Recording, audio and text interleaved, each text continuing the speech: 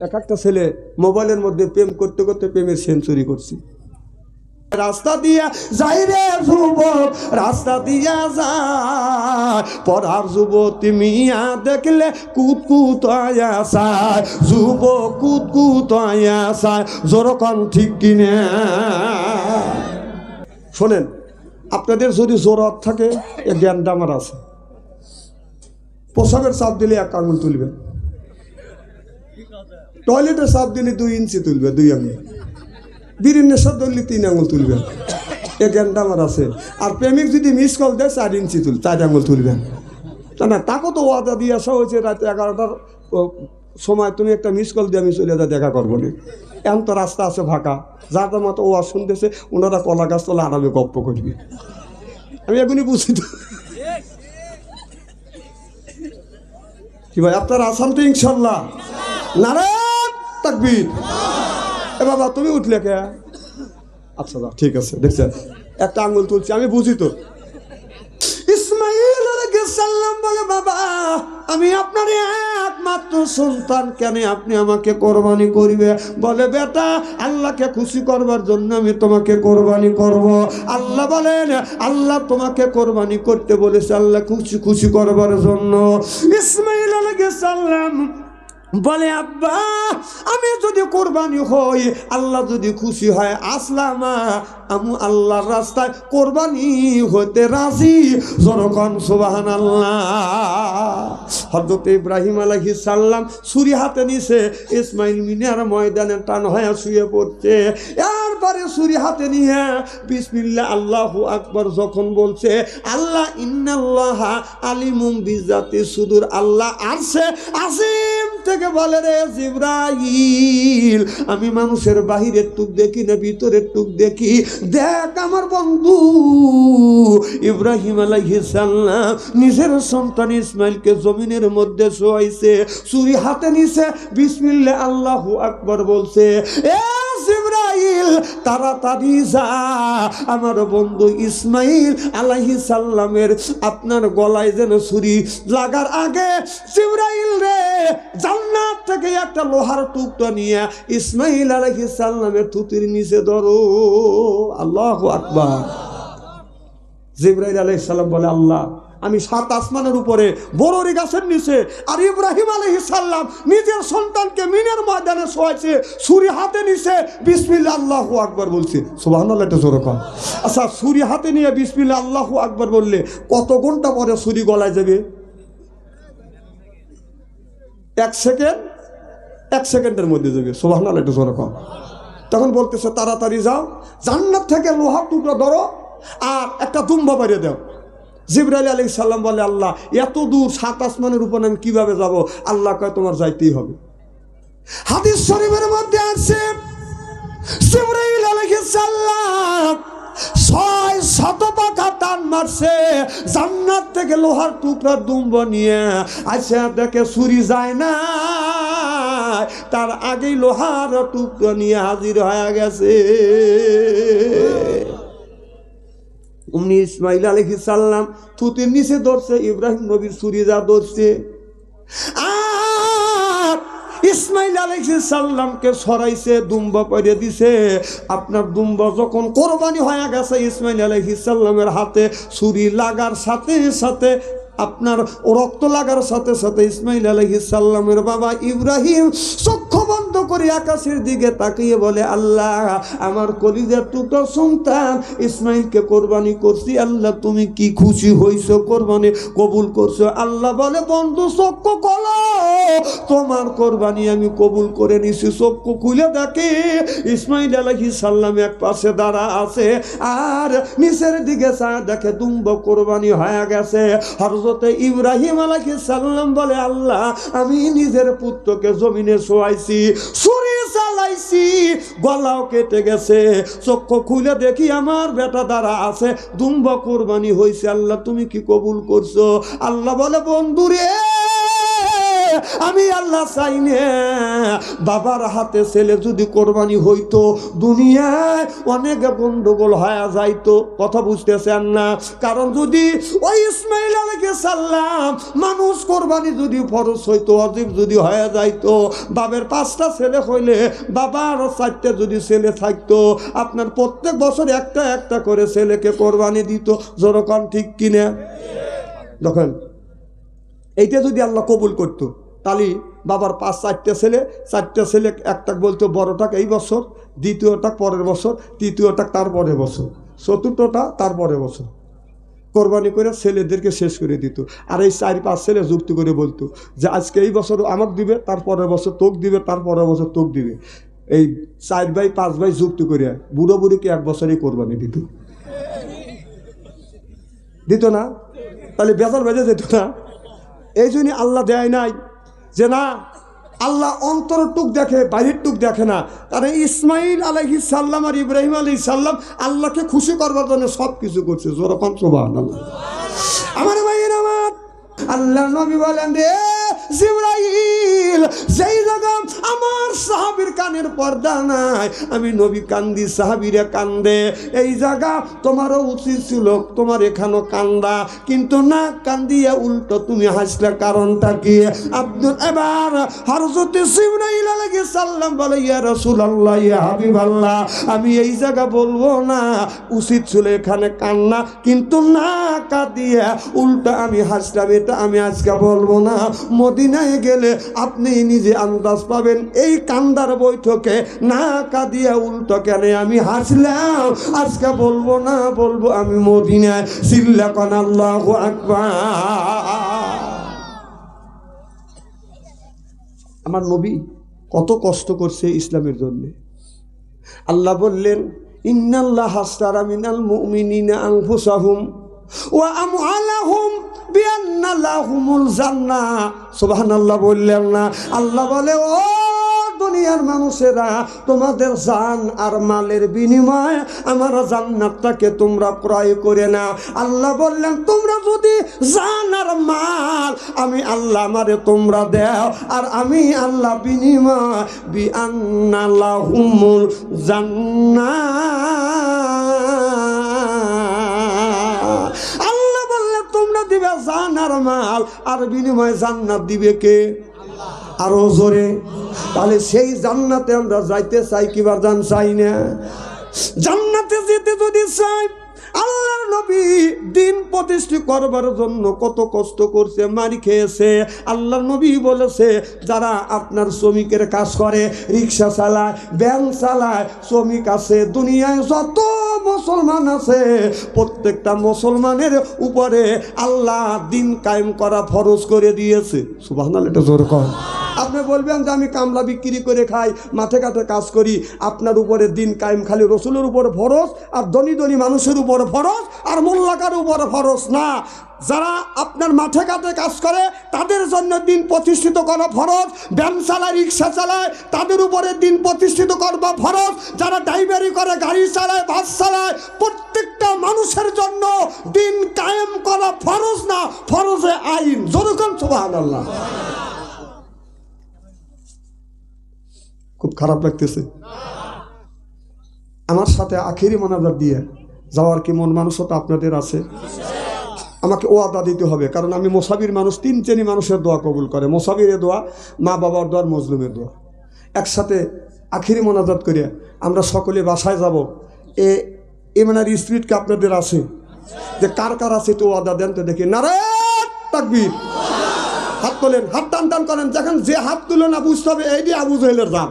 হাত তোলেন। আরে আবু জেহেলের জাত দেখ ফেলে কি আবু আপনার মুখটা যাওয়া লাগবে? দেখছেন তো, চতুর্দিকে তাকান, হাত টান টান করেন। রাজি আছেন তো ইনশাল্লাহ? হাত নামান। আপনি ভাবছেন যে আবু জেহেল খালি ওখানে ছিল, তার বংশের লোক নাই? তার বংশের লোকও আছে, তার বংশের লোক বাংলাদেশেই আছে, তারা হাত তোলে নাই কে? কথা কন। ওরা চায় না যে দিন কায়েম হোক। না না, পালাবে না ভাই, আবার আসবেন তো, তাই না? শোনেন, আপনাদের যদি জোরত থাকে, এক জ্ঞানটা আমার আছে। প্রসাবের চাপ দিলে 1 আঙুল তুলবেন, টয়লেটে সাপ দিলে 2 ইঞ্চি তুলবে, 2 আঙুল। বিড়ির নেশা ধরলে 3 আঙুল তুলবেন, এ জ্ঞানটা আমার আছে। আর প্রেমিক যদি মিস কল দেয় 4 ইঞ্চি 4 আঙুল তুলবেন। না তাকে তো ওয়াদা দিয়ে আসা হয়েছে রাত 11টার সময়, তুমি একটা মিস কল দিয়ে আমি চলে যা দেখা করবো না। এখন তো রাস্তা আছে ফাঁকা, যার মতো ওয়াজ শুনতেছে ওনারা কলা গাছ তোলা আরামে গপ্প করবে। আমি এখনই বুঝি তো কি ভাই, আপনার আসাম তো ইনশাল্লাহ। নারায়ণ তাকবীর। এ বাবা তুমি উঠলে কে? আচ্ছা দা ঠিক আছে, দেখছেন একটা আঙুল তুলছি, আমি বুঝি তো। আমার ভাইয়ের, আমার মুসলমান ভাইরে,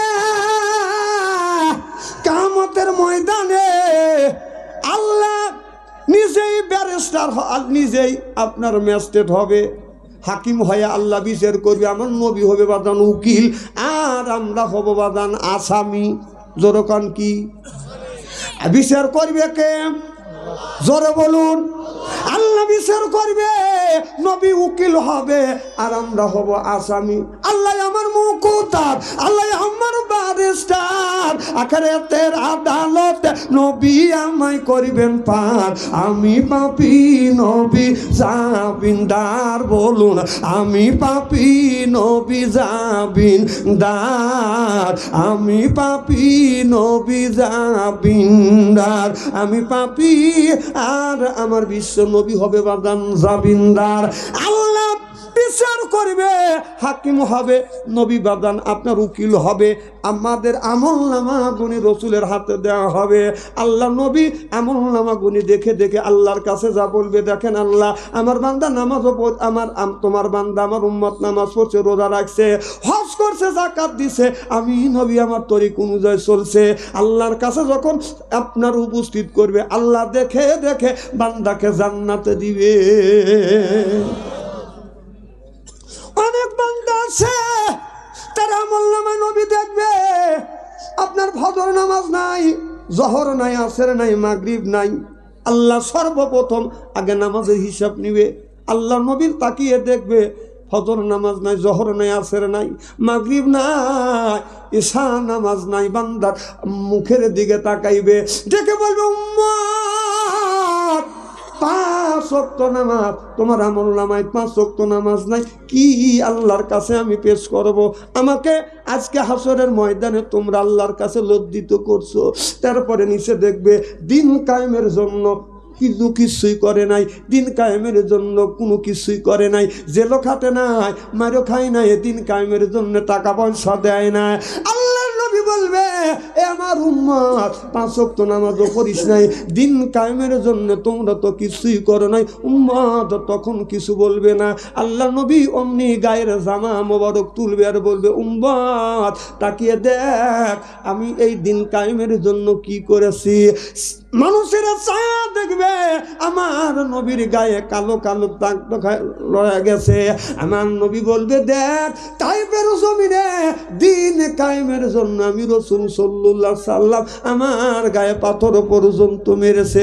উম্মতে দিন কায়েমের জন্য তোমরা কি করেছো? আমি কিভাবে তোমাকে সুপারিশ করে আল্লাহর জান্নাতে নিব?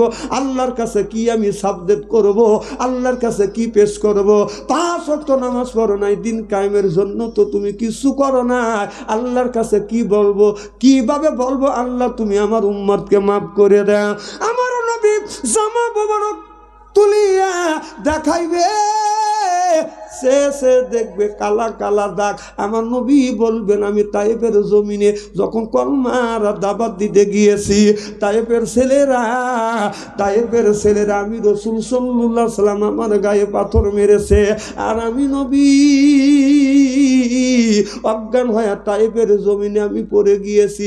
একবার নয়, 2 বার নয়, 3বার করে আল্লাহর নবীকে অজ্ঞান করে ফেলেছে।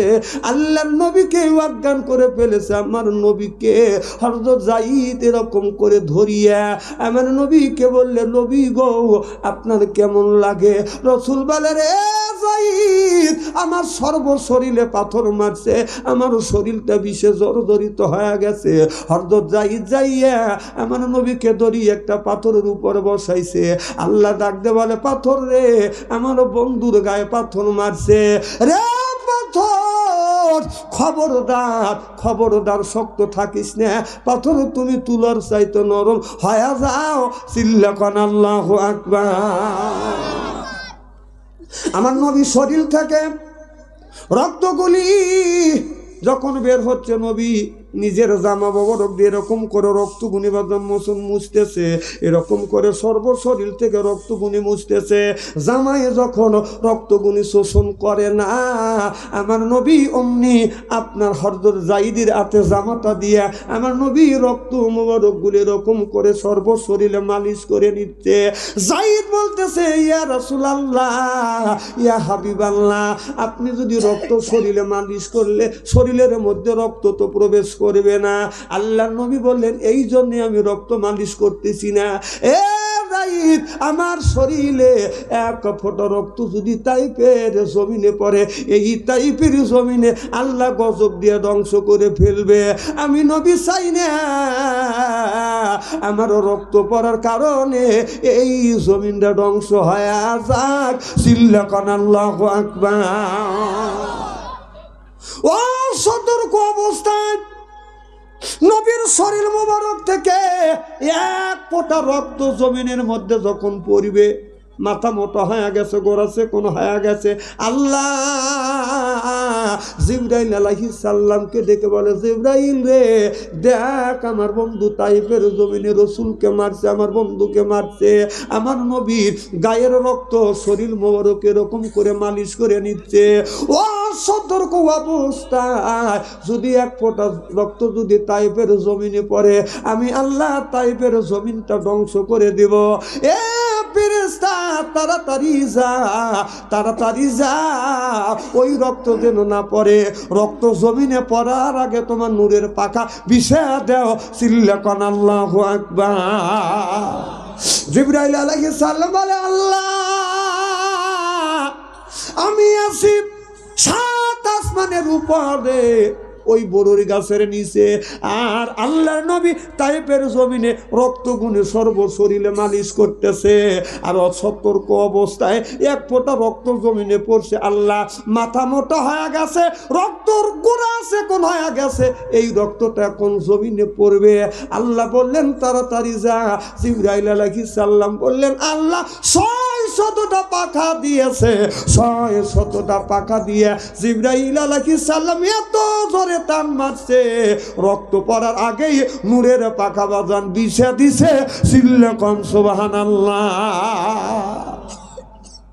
3 দিন জিবরাইল আলাইহিস সালাম বলেছেন যে 3 দিন শরীরে 600 পাখা টান মারছিলেন, তাতে তার শরীরের প্রত্যেক পশম মোবারক থেকে গাম ঝরছিল। সুবহানাল্লাহ জোরে কোন। একদিন হলো রাসূল সাল্লাল্লাহু আলাইহি সাল্লাম তাইফের জমিনে যেদিন রসুলকে পাথর মারছে, রক্তটা যেন জমিনে না পড়ে তার আগে নূরের পাখা বিছিয়ে দিছে। আর একদিন হযরতে ইসমাইল আলাইহিস সালামকে কোরবানি করার জন্য ইব্রাহিম আলাইহিস সালাম যখন জমিনে গলায় ছুরি চালাইছে, বলবো কি বলবো, যেরকম মারহাবা। হযরত ইব্রাহিম আলাইহিস সালাম আল্লাহ বেটা পুত্র দেয় নাই, 86 বছর বয়স, আল্লাহর কাছে বলে, রব্বি হাবলি মিনাস সলিহিন, আল্লাহ তুমি একটা নেক বেটা দাও। আল্লাহ জবাব দিলেন, ফাবাসারনাহু বিগোলামিন হালিম। আল্লাহ বলেন, ইব্রাহিম, আমার কাছে তুমি বেটা চাইলে আমি আল্লাহ বিগোলামিন এমন একটা গোলাম দান করব, ধৈর্যশীল একটা বেটা দান করব। ইব্রাহিম আলাইহিস সালাম আল্লাহর কাছে বলল, রব্বি হাবলি মিনাস সলিহিন, আল্লাহ একটা নেক বেটা দাও। আল্লাহ নেক বেটা দান করছে। আমরা যেগুনি জন্ম দিছি এটা বেটা না ঠেটা, শয়তানের জেটা, রাস্তা দিয়ে যায় বাজান বাজাইলে এটা বেটা, কিয়ামতের দিন খাবে জাটা বেটা। আহলা তুকুম ফিতনাতুম, বেটা বিটি হচ্ছে বদন পরীক্ষার বস্তু।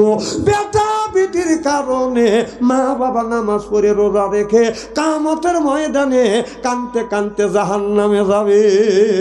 কারণ এমন বেটা জন্ম দিছে আমার বেটা আপনার মোবাইলে প্রেম করতে করতে প্রেমের সেঞ্চুরি করছে। একটা ছেলে মোবাইলের মধ্যে প্রেম করতে করতে প্রেমের সেঞ্চুরি করছে। এরও বেটা আর আমাদেরও বেটা।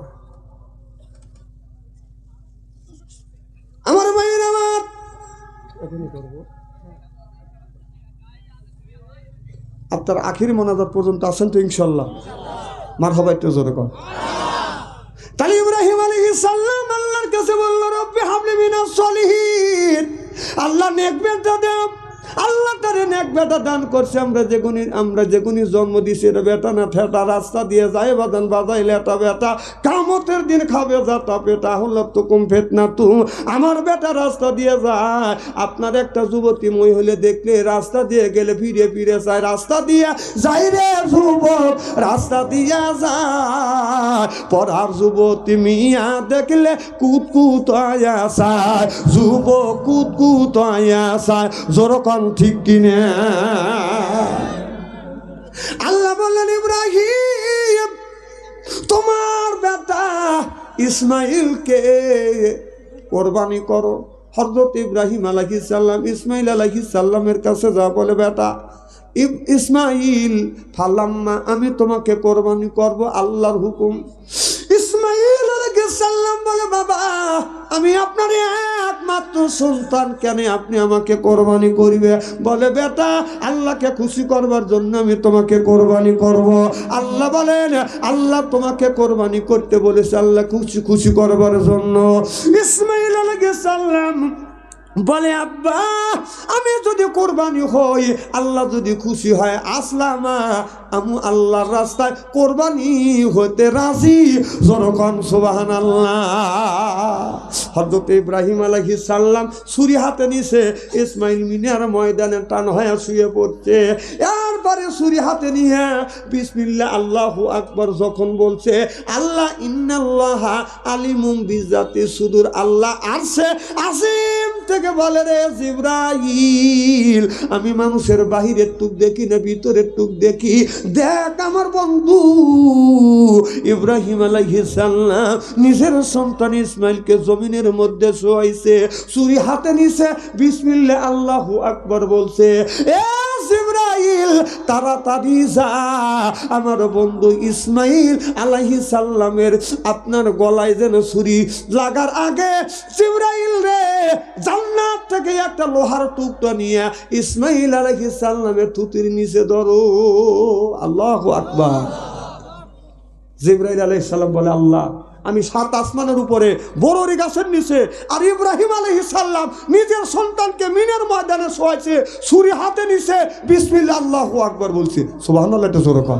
আচ্ছা, ছুরি হাতে নিয়ে বিসমিল্লাহ আল্লাহু আকবার বললে কত ঘন্টা পরে ছুরি গলায় যাবে?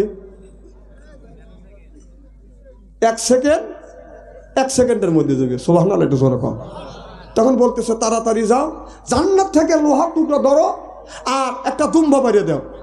জিবরাইল আলাইহিস সালাম বলে, আল্লাহ এত দূর 7 আসমানের উপর আমি কিভাবে যাব? আল্লাহ কয়, তোমার যাইতেই হবে। হাদিস শরীফের মধ্যে আছে, জিবরাইল আলাইহিস সালাম 600 পাখা টান মারছে, জান্নাত থেকে লোহার টুকরা দুম্বা নিয়ে আসে, দেখে ছুরি যায় না, তার আগেই লোহার টুকরা নিয়ে হাজির হয়ে গেছে।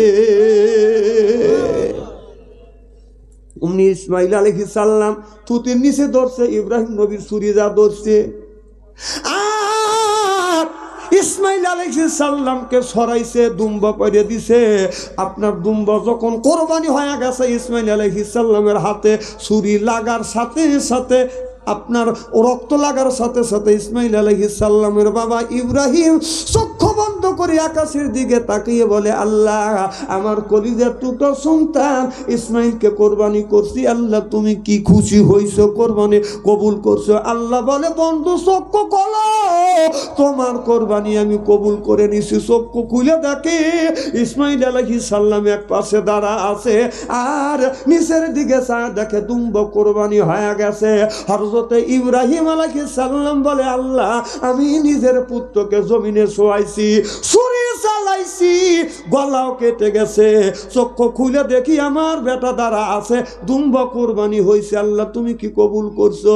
আল্লাহ বলে, বন্ধুরে আমি আল্লাহ চাই না বাবার হাতে ছেলে যদি কোরবানি হইতো দুনিয়ায় অনেক গন্ডগোল হয়ে যাইতো। কথা বুঝতেছেন না?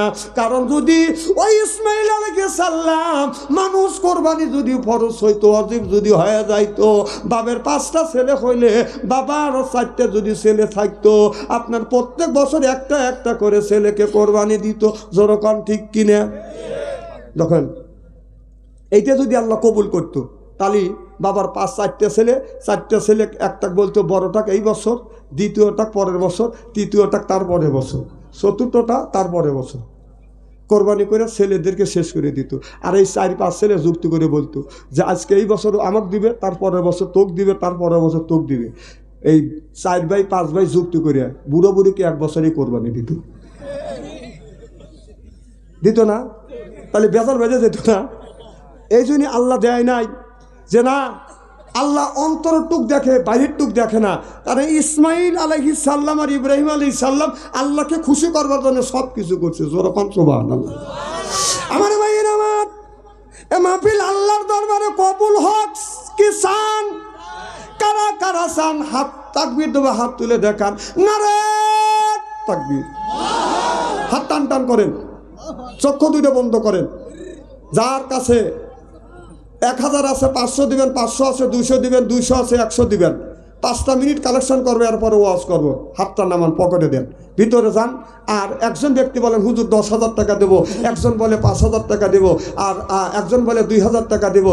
1,000 করে 10 জন ব্যক্তির কাছে 10টা হাজার টাকা চাই। একজন ব্যক্তি হাত তোলে, হুজুর আমি 1,000, 5,000, 10,000 টাকা দেবো। আমি মুসাফির মানুষ, একটু দোয়া করব এই মসজিদ মেরামত করবার জন্য। এটা আপনাদের মসজিদ, সিরাজগঞ্জ থেকে কোনো মানুষ আছে আপনার দান দিয়ান করবে না। একজন ব্যক্তি হাত তোলেন, কে 1,000, 2,000, 5,000, 10,000 দিবে। 5টা মিনিট, এরপরে আমি ওয়াজ করব। তাড়াতাড়ি আসেন। 1 বস্তা সিমেন্ট, 1 মণ ডাল। হ্যাঁ, মা বোনদের কাছে একটু পাঠা দেন, মা বোনদের ওয়াজ করি নেই করবো। কি নাম? নারে তাকবীর। আমার মাওলানা আবু রায়হান ভাই 1,000 টাকা দান করলেন। আল্লাহ মাওলানা আবু রায়হানের দান তুমি কবুল করো, মনের আশা পুরো করে দিও। আল্লাহ জনগণের প্রতিনিধি তুমি বানাইও। আল্লাহ জনগণের যেন খেদমত করতে পারে এই তৌহিদ দাও। জোরকান আমিন। আর কি কেউ আছে? দেন, তাড়াতাড়ি দেন। 1,000, 2,000, 5,000, 10,000 টাকা। আমি একজন মুসাফির মানুষ, পান খুলে বাদান দোয়া করবো। এরপরে ওয়াজের দিকে বাদানো যাবো। একটু বাদান মেহরবানি করিয়া 1 মণ দান, 1 বস্তা সিমেন্ট, 2 বস্তা সিমেন্ট এই মসজিদ মেরামত করবার জন্য। 1,000, 2,000, 5,000, 10,000 টাকা। ভিতরে না যাইতে বললাম, কেউ তো গেল না। যান বাদান, তাড়াতাড়ি যান। 1টা টাকা না দিয়ে কেউ বাদান যাবেন না। 10 টাকা, 20 টাকা, যে যা পারেন দেন। আল্লাহর ঘর মসজিদ, এই মসজিদ মেরামত করবার জন্য 1,000, 2,000, 10,000, 20,000।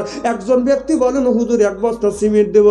1 বস্তা সিমেন্ট কে দিবেন? 1,000 টাকা দিবেন। কে হাত তোলেন না? 1 বস্তা সিমেন্ট দেওয়ার মতো লোক নাই। 1,000 টাকা 1 বস্তা সিমেন্ট, অথবা 1 মণ দান, 1/2 মণ দান, 1 মণ আলু দেওয়ার মতো কি কোনো লোক আছেন? একটু হাত তোলেন তো। 1,000 টাকা কে দিবেন? কে দিবেন 1,000? লগত না পারেন বাকি লেখা দেন। 1,000 টাকা দেন। নারাই তাকবীর। দানবীর আসলাম ভাই আলী হাটা বাড়ি। আমি বাচ্চু আনসারি দোয়া না করে কি বাড়ি? আল্লাহ 500 টাকা দান করুন। আল্লাহ আলী হাসানের দান তুমি কবুল করো। আল্লাহ আলী হাসানের মনের আশা পুরো করো, জীবনের গুনাহ মাফ করো, লক্ষ লক্ষ টাকা বরকত দাও। আল্লাহ বংশের মধ্যে থেকে যারা বিদায় হইয়া কবরে, আল্লাহ কবরখানা তুমি ভাগে জান্নাত বানাও। সকলে বলুন আমিন, আমিন, আমিন। আল্লাহ আমিন। দানকারীর জন্য খোদা তুমি হয় জামিন। দানকারীর মা বাপকে আমার। আল্লাহ একটা আল্লাহর হক, একটা বান্দার হক। আল্লাহর হক যদি বান্দা নামাজ পড়ে নেই, আল্লাহ মাফ করে দিতে পারে। রোজা রাখে নেই, আল্লাহ মাফ করে দিতে পারে। এরপরে বান্দার হক যদি মারে খায়, আল্লাহ এইটা মাফ দিবে না। কারণ কিয়ামতের ময়দানে আল্লাহ রাব্বুল আলামিন আল্লাহ রাসূলকে আল্লাহ বলেছেন, হে বন্ধু, আফামা হাক্কা আলাই কলিমাতুল আযাব, হ্যাঁ আপনি কি মাফ করে দিতে পারবেন? আল্লাহ রাসূল মাফ দিতে পারবে না। কারণ হকদার, আপনি একটা লোকে মারছেন, একটা হক মারে খাচ্ছেন, ও হকদার যদি মাফ না দেয়, আপনি জীবনে মাফ পাবেন না। আল্লাহর জান্নাতে যাওয়া সম্ভব হবে না। আমার ভাইয়ের আমার ওয়াজ শুরু হয়ে গেল। মাঝে মধ্যে আপনারা দান করবেন তো ইনশাল্লাহ। জোরকান মারহাবা। একটা তাকবীর দেন। নারে তাকবীর।